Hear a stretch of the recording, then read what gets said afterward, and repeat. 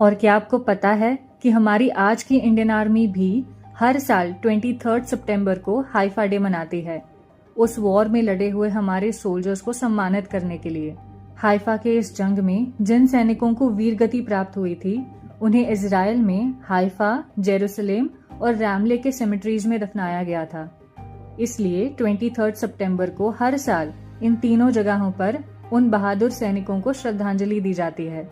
Recently Haifa city को address करते हुए मेयर योना याहाव ने कहा कि उन्हें तो बचपन से यही पढ़ाया गया था कि हाइफा सिटी और माउंट कार्मल को ब्रिटिशर्स ने ऑटोमन से फ्री करवाया अंटिल 2009, मगर thanks to the Haifa historical society 2009 में हाइफा हिस्टोरिकल सोसाइटी को अपनी रिसर्च में ये पता चला कि असल में हाइफा वॉर की जीत का झूठा क्रेडिट लेने वाले ब्रिटिशर्स ने नहीं, बल्कि हमारे इंडियन सोल्जर्स ने बहुत ही बेसिक हथियारों के साथ अपनी जान की बाजी लगाते हुए इस ऐतिहासिक विक्ट्री को इजराइल के लिए हासिल किया।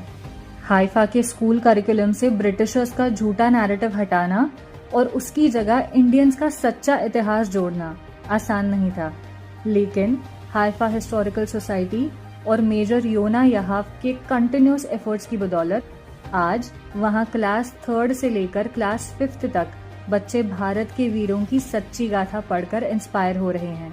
2017 में पीएम मोदी ने अपने इजराइल विजिट के दौरान हाइफा के उस सिमेट्री को भी विजिट किया था जहां इंडियन सोल्जर्स को दफनाया गया है, और अगले ही साल दिल्ली की 3 Murti Chowk was renamed as 3 Murti Haifa चौक।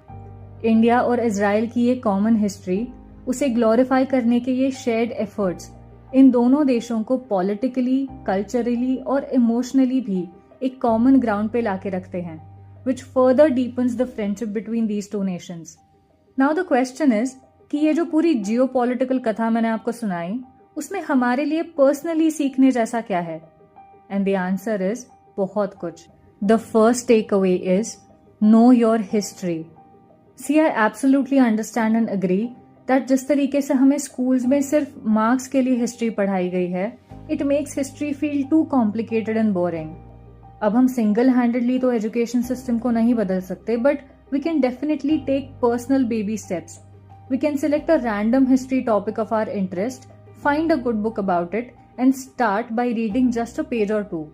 और ये इसलिए इम्पोर्टेंट है ताकि आपको कभी कोई अपने सेल्फिश नैरेटिव से मैनिपुलेट ना कर पाए और अपने फायदे के लिए आपके हिस्ट्री का और आपके कल्चर का मिसयूज ना कर पाए. And this brings us to the next takeaway. Number 2, don't hesitate to talk about your history.